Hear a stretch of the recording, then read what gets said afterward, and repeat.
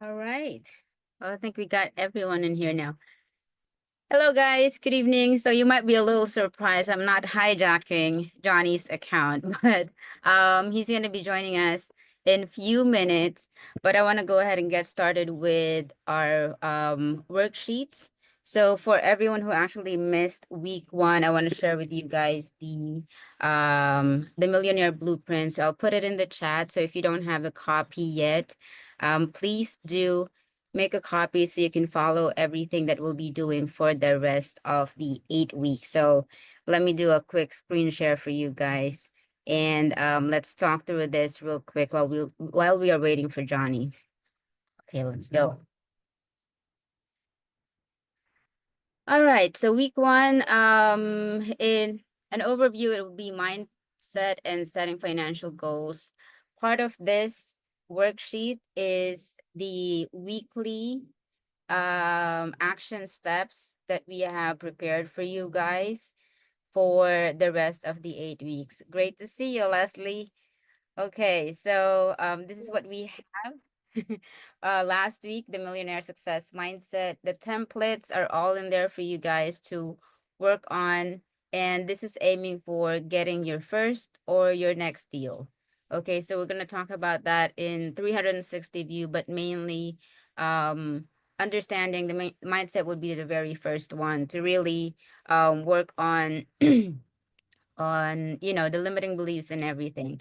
I just watched this short clip like I think that was last night, and it was a millionaire, and he was talking about what's the secret for owning like 8 different businesses, and he's net worthing like 69 million per year. And his answer was it's 90% mindset and only 10% of skill set. And I was like, okay, think that makes sense. And Johnny's in the house. Hey, Johnny. Okay, so week two would be, and this is will be for second or this week would be understanding real estate market, and we wanna like cover this not just for the entire market, but we also wanted to help you understand like how to pick the right market for you.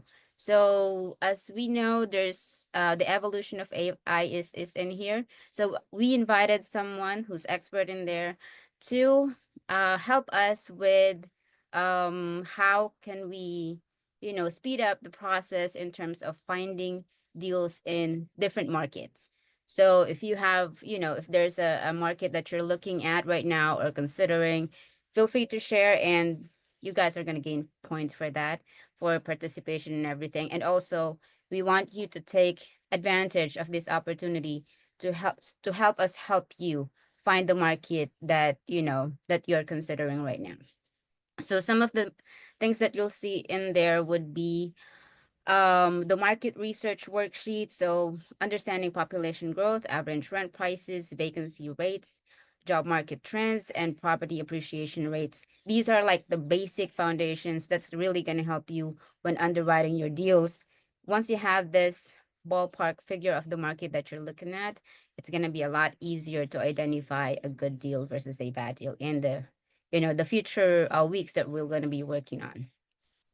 And for the rest of the other, things, I'm gonna hold off on that so we can cover that on the upcoming weeks. But for now, let me introduce to you the man of the hour, the military CEO, the REI genius, and our coach, the legend, Mr. Johnny Lynum. Let's go, coach. Let's go. Let's go. Thank you, Faye, for the warm introduction and for all the information. Super excited to be with everyone for week number two. Shout out to everybody that has been going through the process, been watching the videos, the feedback, the goals. It has definitely been inspirational. And today we're going to definitely over deliver. We're going to go through and talk about some of the market dynamics, but we have a really good treat for you guys on the back end, which I think a great tool for those that are looking in the single family side of things with investing, with being able to leverage technology and leverage artificial intelligence in order to scale up your portfolio. And let me share my slides real quick, and then we will get going. for this evening, week 2. Super excited to be with you guys on the road this week. So my background is a little off, but hey, we're gonna make it work. And the big thing, we want to make sure we have that good connection for the internet connection. Can always be hit or miss in the hotel, but it is good to go. So we're going to be talking about understanding the real estate market for the first 30 minutes, and then we're going to get into that live demo with Lynum and the Coffee Closers team, and just going through really understanding what should you be caring about when you start looking and developing the real estate market that you're investing in. Because sometimes, and a lot of times, depending on where you are in the country, it may not be in your backyard, it may not be within an hour or 2 hours. And what is the process that you should be going through in order to making sure that you're making the best investment for you and your family? For those who haven't met me, Johnny Lynum, husband, father, lieutenant colonel,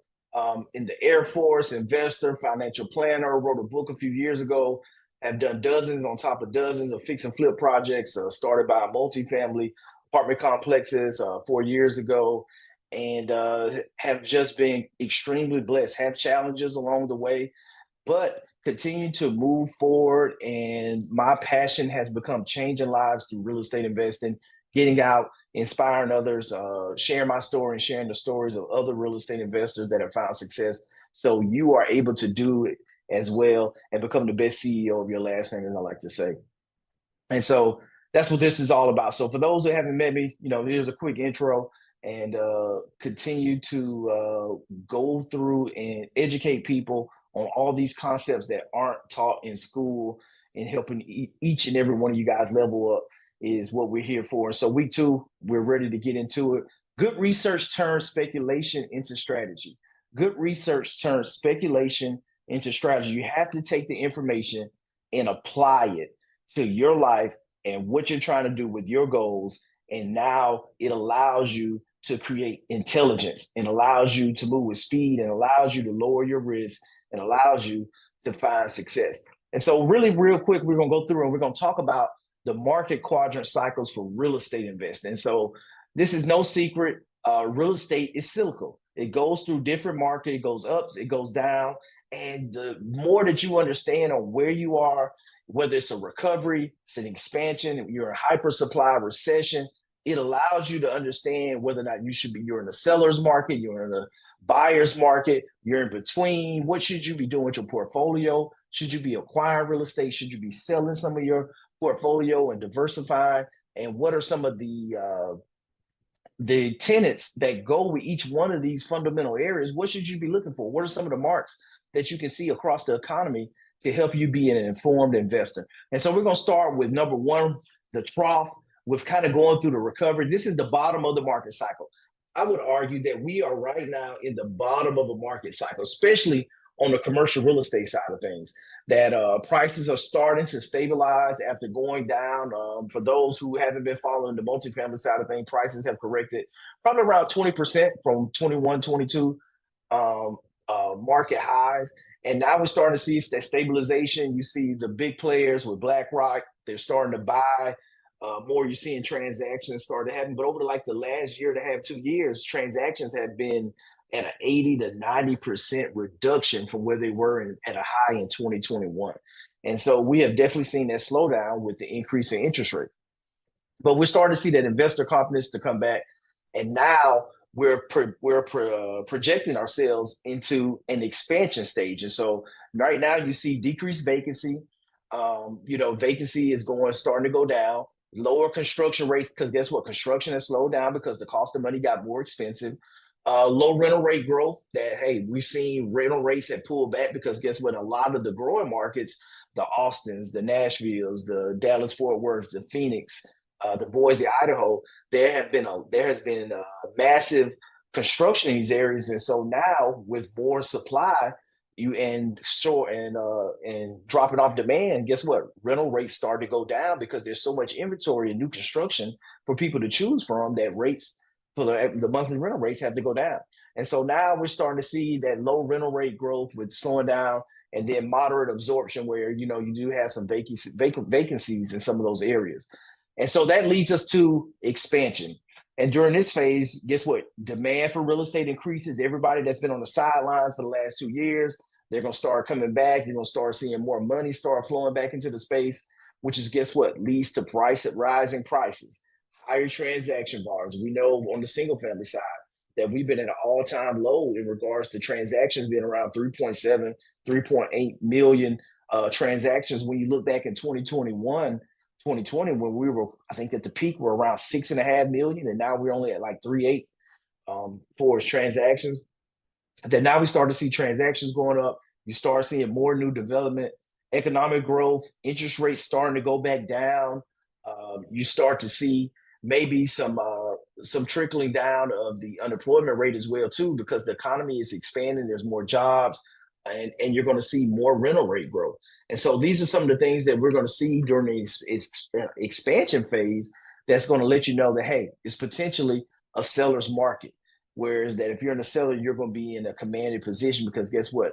There's going to be less inventory and more buyers looking to pick up. And then guess what? We all see when things start to run hot with low interest rates, everybody's trying to buy. It puts a lot of stress on the supply inventory. And guess what? Now, when it starts getting into hyperside, people get worried. They start pulling back. You see prices kind of reach their highest point. We saw this a couple years ago in 2022 for multifamily, not so much with single family, that things kind of kept steady, and appreciation has continued to go up regardless of the interest rate, because there has been a drop off in actual supply being built with single family homes. And so, and that demand right now is still there. But on the commercial side, we definitely saw the prices started to collapse, as well as demand pulled back when we hit the peak. And so now you might see some of that speculative behavior might be prevalent, leading to inflated prices and increased risk. And we saw that, especially after run up after COVID, that we saw, I think right now they were saying between, depending on what market you were in, you were easily somewhere between 30 to 40% appreciation over the last 4 years, which was just unheard of. That from the 21 to 23 time span, that those were the highest appreciating points in history ever since they've been tracking housing prices. And so that run up in appreciation kind of coincided with, guess what, a run up in inflation that we had during that time. And so when you kind of go into that hyper supply, that now it starts to turn into a buyer's market as things start slowing down. And we saw that the last couple of years. And then guess what? It goes over again. Once you get to the point, the economy stabilizes, there's some pain, and then eventually you start contracting and going into the recession.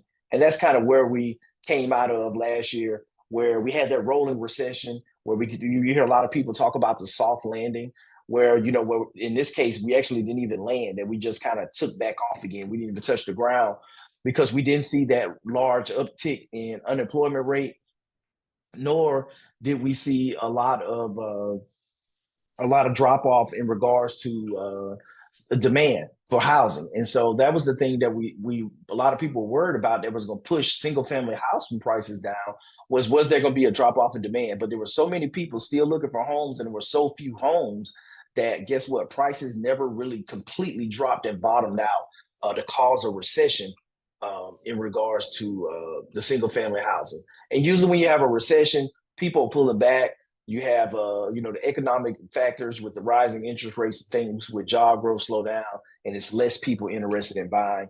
And that's when you become that buyer's market where there's less competition, and sellers are usually having to drop their prices in order to get their home sold, or days on market continues to go up. But one of the unique things that the Federal Reserve done, even though they increased interest rates, they were fortunate enough where there was more than enough inventory out there to keep up with demand. And so you never really saw that demand completely fall off, just because there was such low supply across the board in the US.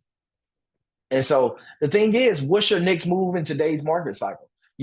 Looking at where we are on the multifamily side, there's great opportunity with right now with, was it $2.7 trillion of commercial loans that are going to be coming to the market, resetting over the next couple of years. And guess what? There's a great opportunity to pick up these properties that were once bought, in 2020, 2021, 2022, with low interest rate debt in the 3s and 4s, that are now with our market right now, we're seeing commercial rates around 7%. So guess what?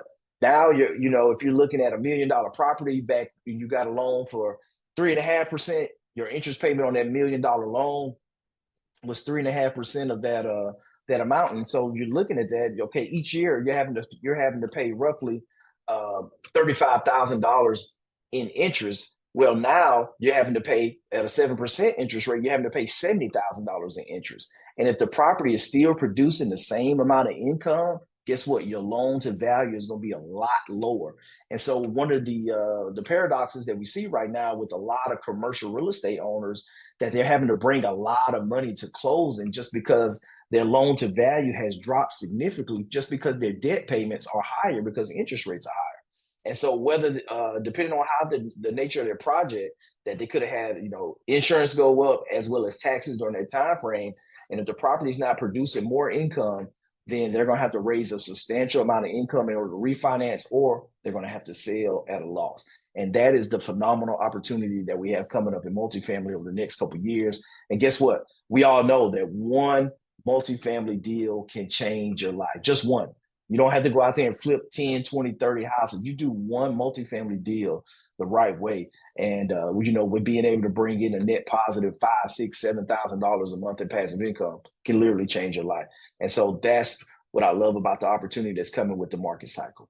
But the things you have to look at: population growth, migration patterns are definitely concerns that we love to see, and track this data on where people moving to.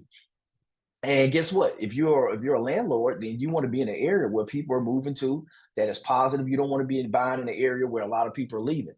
And so overall, we got slower growth across the U.S. population, with the gear being toward 349 million by 2030. But guess what? The population is getting older, with nearly 1 in 4 Americans being 65 plus years old by the year 2060. And so the thing is, you want to be in the right area in regards to the migration patterns. When we start looking at where people are leaving and where they are flocking to, that it gives you a lot of opportunity to be in the path of progress.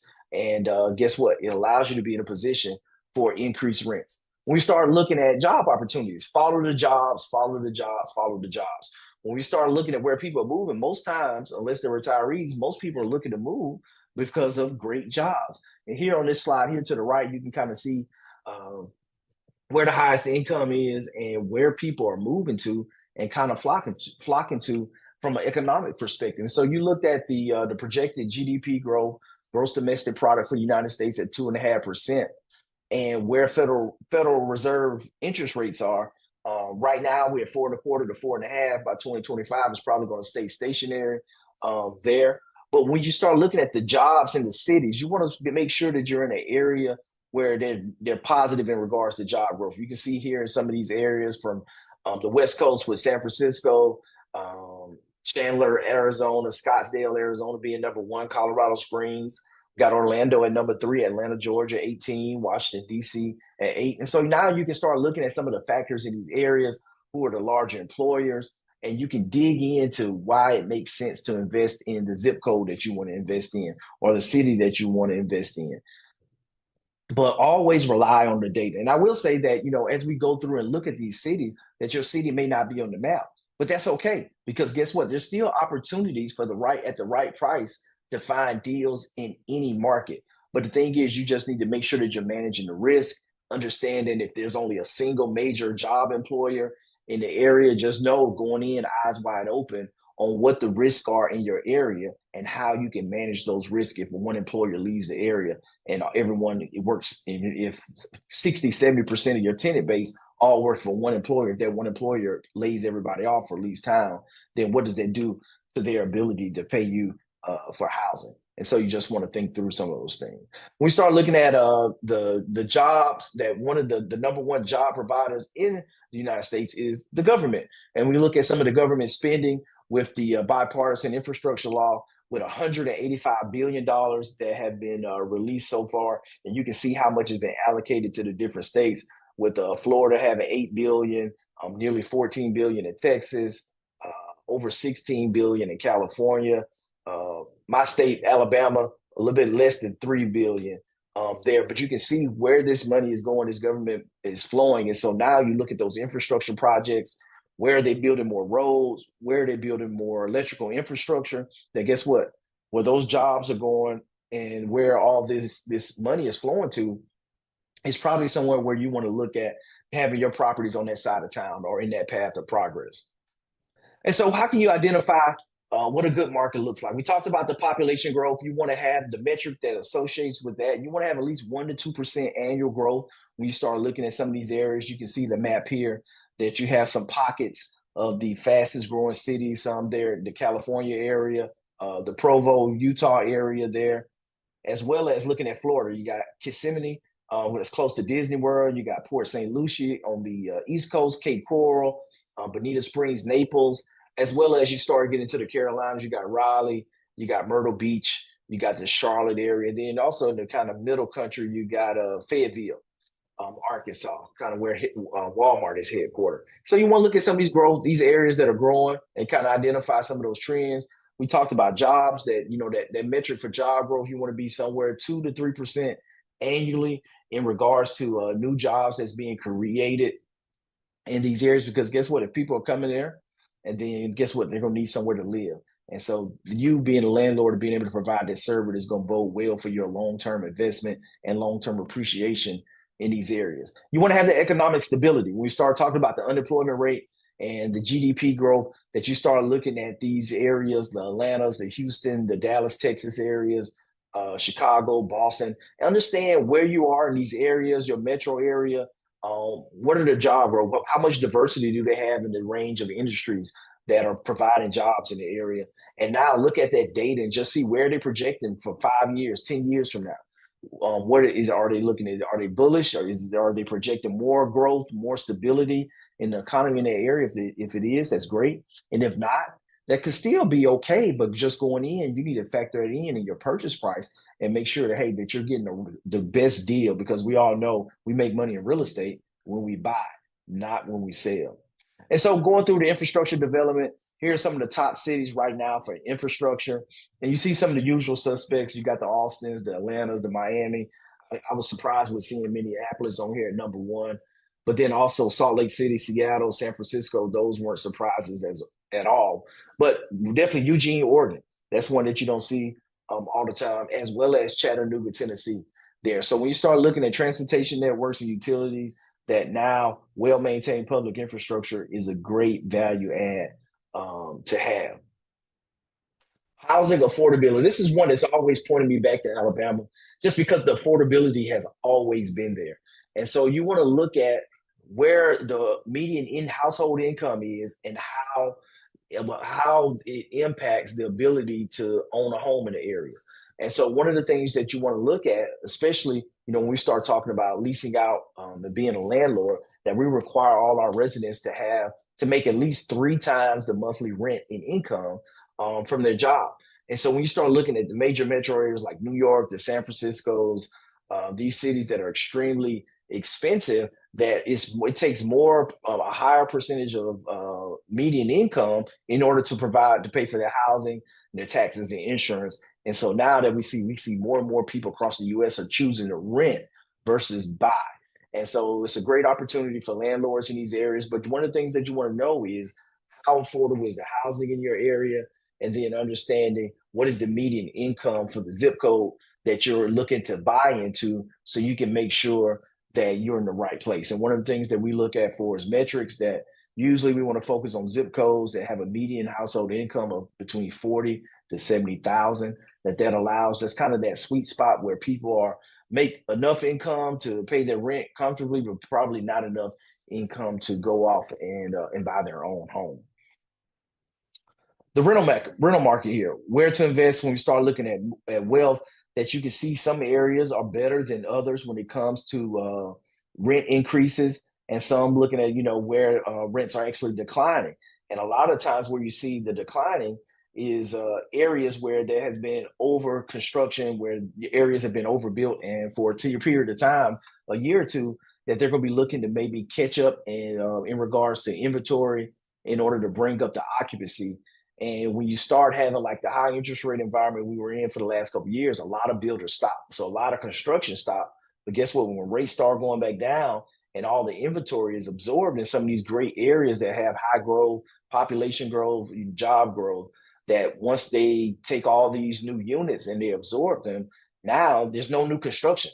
There's a 2, 3 year gap in construction. And guess what? Now you're going to see rental prices go right back up. And so some of these areas you can check out here, Las Vegas being number one, is just smoking hot, 45%, with average rent a little bit under $2,000 per month, as well as Scottsdale, Arizona, Henderson, Nevada, so right outside Las Vegas. Like that area, Las Vegas, Henderson, is on fire right now. There's a lot of growth, a lot of opportunity, but you have some other places that you don't necessarily think of. You got Detroit there, Buffalo, New York, Virginia Beach, Orlando. But then on the flip side of the coin, you also have some areas in regards to Seattle, Washington, where you're having a decline in regards to the change in rents, as well as San Antonio, Texas, Lexington, Kentucky, St. Petersburg, Florida, Miami, Florida, as well as Philadelphia. And so it's just another metric that you can kind of track and see the data and see what it's talking about in your local area to kind of understand where your vacancies are, where is rent growth happening, and making sure that you're not overpaying for the properties when you're buying. Real estate appreciation, this is the icing on top with being able to see where, these areas with the highest median real estate value increase. And you can see here, San Jose, California, number one. You got Washington, D.C. in the mix, Seattle, Boston, New York, San Diego, L.A., Honolulu, San Francisco. So these are areas to kind of see the appreciation rate 3 to 5% over the long term. One cool fact, and I was talking with a mortgage broker that does a large amount of veteran loans in the Washington, D.C. area. And over the last 60 years, the annual appreciation rate has been a little bit over 3.5%. And so over 10 years, that means your home's going to appreciate 35%. So if you buy $1 million house, 10 years from now, it's going to be worth $1.35 million. And so that's the thing that you have to look at. And I tell my veterans they can use the VA loan, and you can put as little as 5% down. So on $1 million house, you put $50,000 down. And now, what is the return on investment? If you're paying down the principal, each month you're getting a little bit going towards your principal. But at the end of 10 years, if you're getting 35% appreciation, guess what? Not on your down payment of 50,000, you're getting 3.5% appreciation each year on $1 million, the value of the property, not your down payment. Now you look at 50,000 being turned into 350,000 in 10 years. That is a substantial increase in the return, the ROI on that 50K that you invested up front on that home. And that's how you build wealth over time, with just the appreciation, the cash flow, the taxes with the write-off of the mortgage interest, as well as the principal pay down over time, is how you build wealth with real estate. So we love appreciation. Regulatory environment. Some states are more friendly than others. That's why I'm a huge fan of the southern states, with just it being more landlord friendly than some of the other areas when you start looking at the New York Cities, the Pennsylvanias, the Marylands, the Californias, which just makes it a lot tougher in regards to evictions when you're not being paid as a landlord, and just some of the zoning laws, rent control, and things like that that impact you as an owner, that you have to weigh those decisions on when you choose what areas you want to invest in as an investor. So some quick tips. You got to get started. You have to go in, research the market, run your numbers, prepare financially, know the rules to the game, build your team where you can have a team of experts, whether it's a mentor, when you start talking about investing, having somebody that's more savvy than you and can help guide you, but also having the right property managers, contractors, as well as individuals on your team. When you start talking about other investors, that was one that I really overlooked a lot up front, was partnering with other investors that could help for weak areas in regards. You may have somebody that's great at underwriting, somebody that's great at finding deals, somebody that's great at raising capital, somebody that's great at asset management once you get something under contract and managing the project. But you got to figure out what it is that you're great at, and hey, who else is great at some of these things that maybe I'm not so good at. Being able to learn, network, and bring it all together and make it happen. So with that, one of the tips, I guess, was Faye went through with the workbook, is really researching the real estate market in your area, target city. Find where you want to own real estate. Find where you want to manage. Where's a good investment for you? Make a list of the key market trends that you notice, whether it's property values, demand, rental rates, some of the job employers coming to that area, new schools, is the population growth slated there with the census data on the increases for population that can drive the demand for your rental units. And then start tracking the local news. You know, you can get out, go to check out the Chamber of Commerce, the city council. You can see who's applying for business permits, for new construction permits. All these things is public information. But the more information that you get, it makes you more lethal. It allows you to be more knowledgeable and allows you to be more confident in making investments because guess what? You have the lower level institutional information that most average investors aren't out here going. They're not informed. They're not researching their market, and they're scared because they're not out here getting the information to be informed. And guess what? The more information you have, it lowers your risk and allows you to be a successful investor. So get out here, find out the market information that you're looking for your area. Reach out to Faye. I know if you have some questions and trying to put it all together, she's a great resource. I know we set some time aside for her to be able to help. So with that, continue to jump in, share the feedback for the results. I did want to kind of go through a little bit quickly because I wanted to get the tool out here. Did we have Liam already log in yet? Yep. I'm right here, Johnny. Oh, awesome. We're going to bring you on the stage here in a second, brother. But yeah, make sure you guys are tracking the achievement points. I know we got the board out there on the Facebook group. So if you hadn't joined the Facebook group yet, make sure you jump in there so we can track the points. And we're going to have some great giveaways at the end of the 8 weeks for those that have accumulated the most points with some bonuses with that. And if you have questions on the assignments throughout the week, then just let us know. And check your email or go to the group to download your Millionaire Wealth Blueprint. And make sure that you're participating in the Facebook group and sharing your videos on what you're taking away. And make sure, and all this is to make sure you're getting the best experience and the best takeaway where you're positioning yourself for everything that you need in regards to building wealth. So with no further ado, I bring it on Lynum. He's one of the founders of Coffee Closers, which is a great AI tool to kind of help do a lot of the analysis. When we start talking about a market and you find out where you want to invest, now we got to start looking at the cash on cash return. We got to start looking at return on investment, understanding the metrics for the data on when we're putting in an offer price, on when we're making an investment. Is this meeting my criteria? Is it a good investment for me? And guess what? He has a phenomenal platform that they built together that allows you to do this just like this. With the click of a button, you log in and you can see the returns that you're looking at for any data that's out there on the MLS. And he kind of gives you a baseball card of it. I'm not going to steal it. I'm going to turn it over to you, Liam, to kind of share with them and just show the highlights of everything with this program. There's a great tool that you can put in your toolkit where you can go through a lot of data and go through a lot of properties expeditiously and making decisions a lot faster, what it's all about. Wow, that was quite the intro. Thank you very much, Johnny.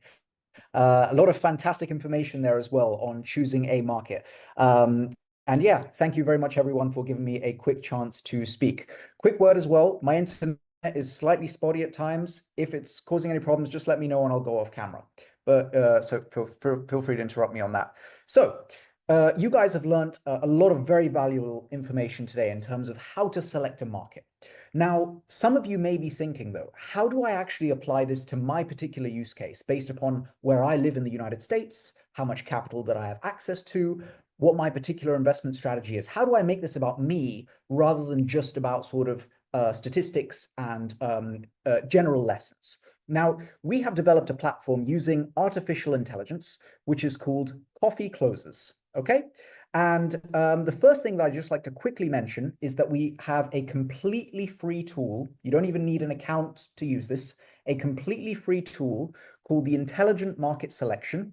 What we've done is we've number crunched a lot of stuff for the whole sort of country using macroeconomic data from the Census Bureau, using location-based data, so like what amenities have been popping up in what different areas. And this will really help you sort of track down which market you are most interested in based upon where you live and sort of what your main strategy is. So I'll just quickly mention this. So whether you're looking at sort of best for cash flow, obviously Johnny mentioned a lot about population growth. You can check out sort of which areas are are the best for population growth here, best for appreciation, whatever the case may be. You can filter by median listing price so that you can keep it in budget or sort of general geographic region within the United States. So basically, this is a quick way for you to say, okay, based upon where I live, based upon how much capital I have access to, based upon my strategy, what might be the 2 or 3 markets that I want to start to target and really look into in further detail. So as I say, this is called the Intelligent Market Selection. I'll put a link in the chat afterwards. Completely free tool. Do feel free to check that out. But let's sort of move on to the next step. Let's say that you've identified a couple of markets that you're particularly interested in, and now you want to start looking at listings and also neighborhoods. So you want to get a little bit more granular and a little bit more specific. This is where you can start to use sort of the main version of our tool, okay? Now, what we are doing here is we are pulling all of the listings currently listed for sale within the county or city that you're interested in, and what we are doing is we are ranking them from best to worst using AI. So I've got Tampa, Florida here in front of me. I know someone in the chat earlier on was talking about Tampa, that they're interested in that market. So this is a good example for you, perhaps. So if you were to say go on Zillow and just pull up Tampa, you'd just be filtering on basic things like price, bedrooms, bathrooms, stuff like that. Not necessarily investor-friendly criteria, more just sort of general criteria about houses for sale in the particular city. What we are doing is we are trying to show you what are the very best properties for you to actually invest in based upon your acquisition strategy and your exit strategy. So what I mean by that is, how am I going to buy the house? Am I going to use a mortgage? Am I going to use cash? Am I going to do some form of creative financing? So that's what you'd pick up here, your acquisition strategy. And then what am I going to do with the house once I've actually bought it? Do I want to do a long-term rental or something else? I've gone ahead and picked long-term rental. What we're now showing you is the very best properties at the top of the list based upon cash on cash return. So how much money am I actually going to make every month and every year? And that's what you can see here, COCR, cash on cash return. And then what we're also doing is we are ranking these properties based upon other criteria alongside the cash on cash, namely the neighborhood. So you can see here I have a map of the city of Tampa, and we are ranking the neighborhoods now from A to D based upon most of the criteria that Johnny mentioned earlier, things like population growth, appreciation, major employers, et cetera, et cetera. And you can see a lot of these statistics in this sort of side panel. So I can click around on different areas and see a lot of this sort of data in the side panel. So you can like reverse engineer the map and sort of make sense for it for yourselves. But basically what we're doing here, as I say, is we are ranking the properties from best to worst based off of the neighborhood, which is what you see here, based off of the cash flow, which is what you see here. And we'll get into that in more detail in just a second. And then also based off of the condition of the property, because some of you may be slightly newer to real estate. So you might be saying, hang on a second, I don't want a property which requires $50,000 of rehab and a bunch of my time to deal with contractors and all sorts of stuff. I want a property that is hopefully already in fairly good condition. So you can use our filters, where we use AI to determine, is this property recently remodeled? Is it well maintained? Does it require moderate rehab? Or is it a gut rehab? So we can put everything together: condition, cash flow, and neighborhood. And then we get you a final ranked list where hopefully you can just start to look at the properties at the very top. Hopefully those should be the best ones. And then you can go into slightly more in-depth analysis, which is what this looks like. So I've picked a property in Tampa, which was close to the top of the list. And what we're doing here is we're actually sort of showing you what is my ROI going to look like were I to purchase this property. So here I have our sort of calculator with a sort of summary tab of all the different financials all in one. And we've pre-calculated everything for you. You can change whatever you'd like if you feel as though we've made a mistake, but we have pre-calculated everything for you and laid it out for you so that you can see what we think this property, why we think this property could work. So we show you things like what we think the rent is based upon all of the comps that we've pulled. We show you, you can control how you would purchase the property. So what is my down payment? What is my interest rate? What are my closing costs? What am I actually going to offer for this property to the seller? What's going to be my monthly costs? So mortgage, HOA, taxes, insurance, all the classic costs. We've pre-compiled all of those for you. We explain how we've gotten all of these costs right here with these little info icons, so it's all transparent and clear. And then finally, we show you a monthly cash flow and a cash on cash return. So that, again, you can determine what am I actually going to get for this property? What's in it for me when all is said and done? We also have a nice little AI summary over here, which is not just from ChatGPT. It's based off of all of our data. So what we do is we say, okay, so here are all the numbers, here are all the financials, but how can we actually summarize in 2 or 3 sentences how and why this might be a good property for you, looking at all the different variables here. So the neighborhood, the condition of the property, the numbers, etc. Because of course there's sort of an art and a science to real estate. There's the maths, but then there's also more sort of human elements like the neighborhood and the condition and all these sort of other things that we know about. And yeah, so you can come in here, you can play around with the numbers as much as you would like, figure out exactly sort of can this property be for you? And then finally, if you're using a real estate agent, you can click share with my agent, and then you can share this property with your agent so that you can get an offer in. Or alternatively, if you're looking to do something like creative finance, and forgive me if many of you aren't yet familiar with seller finance or creative finance, it's basically a way to buy a property without going through the banks. We can get into more detail on that in a moment, perhaps. But anyway, for those of you who might be interested in doing something like seller finance or creative finance, where you're avoiding the banks, you can actually generate an offer letter straight here from the platform. So in other words, you play around with the numbers, you get it to a point where you're happy with the numbers, and then you can generate an offer letter, which you can then send to the seller. So just to sort of repeat, you can come here, choose your market. So it's like, okay, Tampa, St. Petersburg, Miami, whatever. I'm happy with my market. You can come in here now. We show you the best properties in the best neighborhoods with the best cash flow, etc.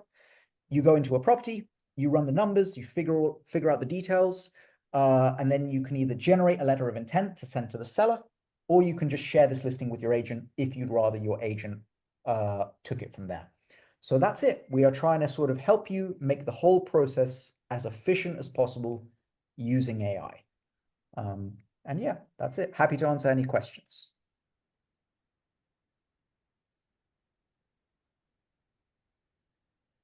Hi, Lynn. I have a question. So, as a new investor, what would be maybe, 2 or 3 of the primary things that you would look for in this tool, to make sure your numbers are right, right? Um, any suggestions there just to revalidate, right? And it's great that you already kind of pre-populate, but then kind of that second level of validation, besides having calling Coach Johnny saying, hey, take a look at this, but any other, recommendations along that way? Absolutely. Fantastic question there. Validating the data is very, very important because no algorithm is absolutely perfect. I'll sort of give you a couple of the main ones. So you can see here, I've clicked on rent. So this is our rent tab. And here we have our rent estimate, which for this particular property is around $3,100. So you can see here we have a couple of different sources, which actually do tell slightly different stories depending on the sources. We have our rental comps median, which I'll get into in just a moment.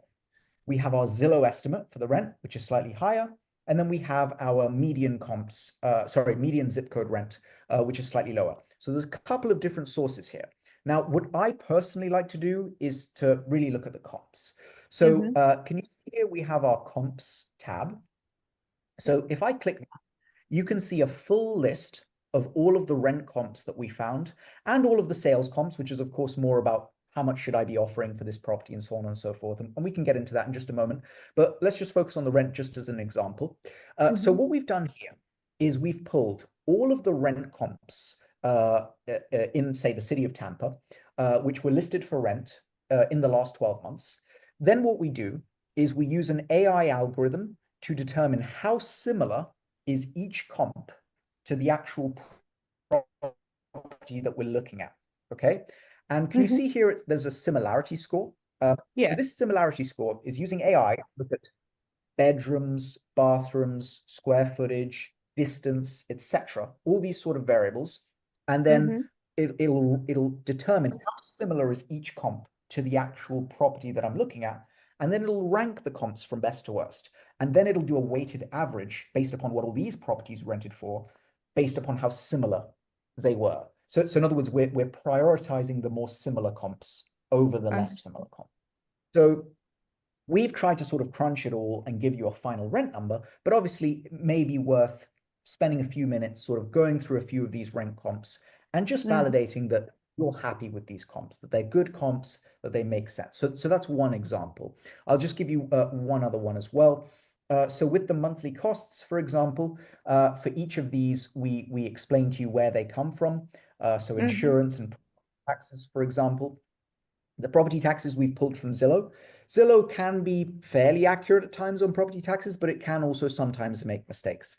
And we have explained sort of a bit more information here in the info icon.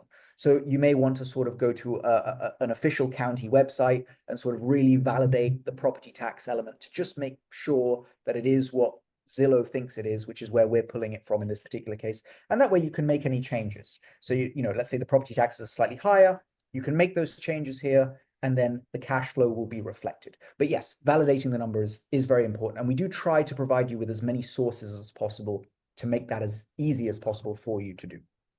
Great. Thank you so much for explaining. I appreciate it. Thank you.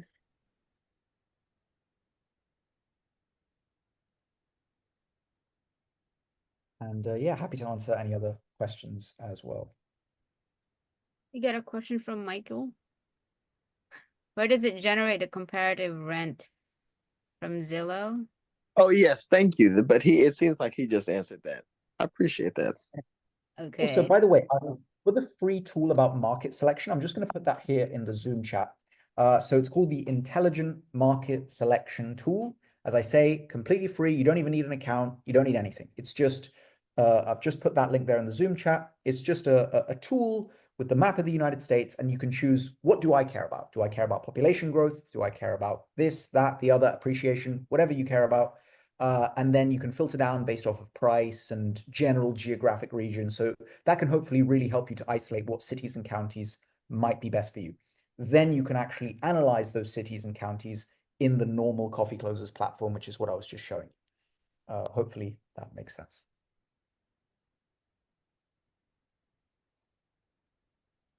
Are there any other questions I can help you out with regards to that? Hey, Liam, I think it'd be worthwhile to kind of show the LOI tool, like how you could go through and it can help you with making the offers. Yes, absolutely. More than happy to do so. So, okay, so something that's become very, I mean, seller financing has been a thing for a very long time, probably over 100 years, maybe even more.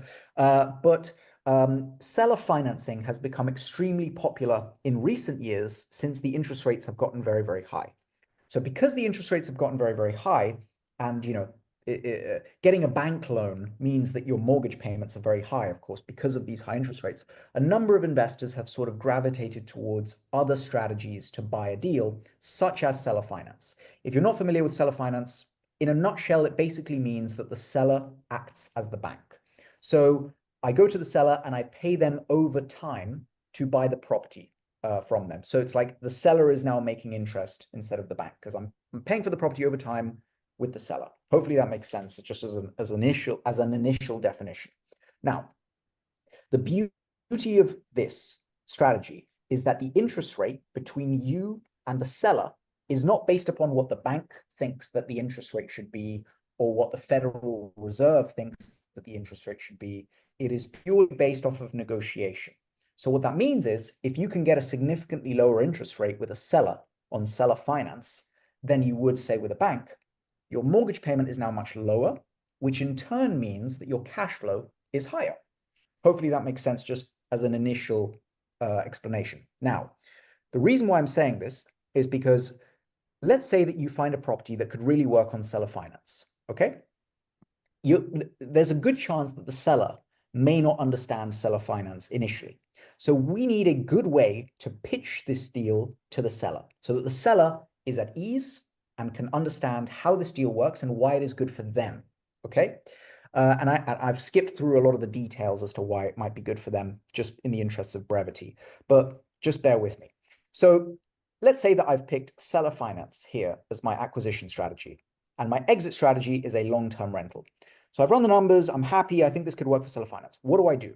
Well, you can click generate offer, because the beauty here is that we've got this template, which is a seller finance offer letter, which is a proven template that has worked for one of my co-founders. One of my co-founders has done many of these seller finance deals himself personally. And this is his letter of intent that he used to close these deals. So what we've done is we've made this template basically available for our users. And the view actually is generated dynamically based upon the specific property that you're looking at. So we've actually pre-filled in pretty much everything that you need. So I've just generated the letter of intent here. So you can see, first of all, that so you can see that the address actually matches the property that I was looking at, 211 West Hilda Street, which is here. So this isn't just a random template that you then have to manually fill everything out. Everything is pre-filled in for you.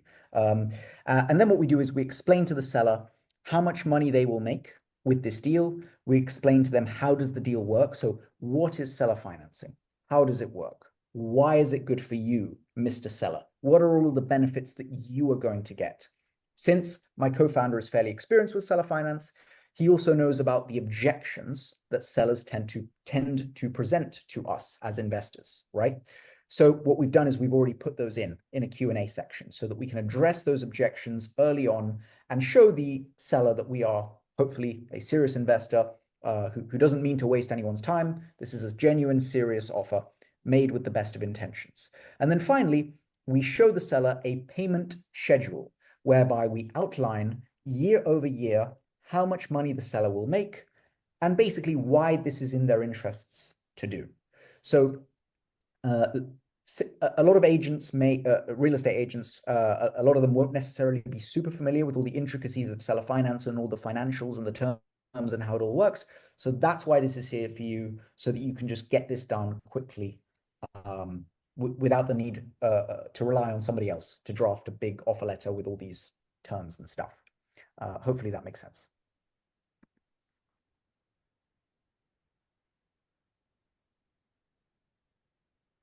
No, that was a great explanation.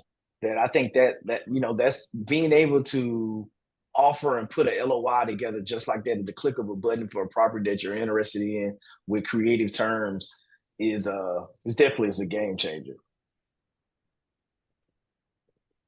Oh, fantastic. And I should also very quickly mention that as part of the sort of REI Genius program, we are providing everyone with a 20% discount as well to the actual full Coffee Closers suite of products.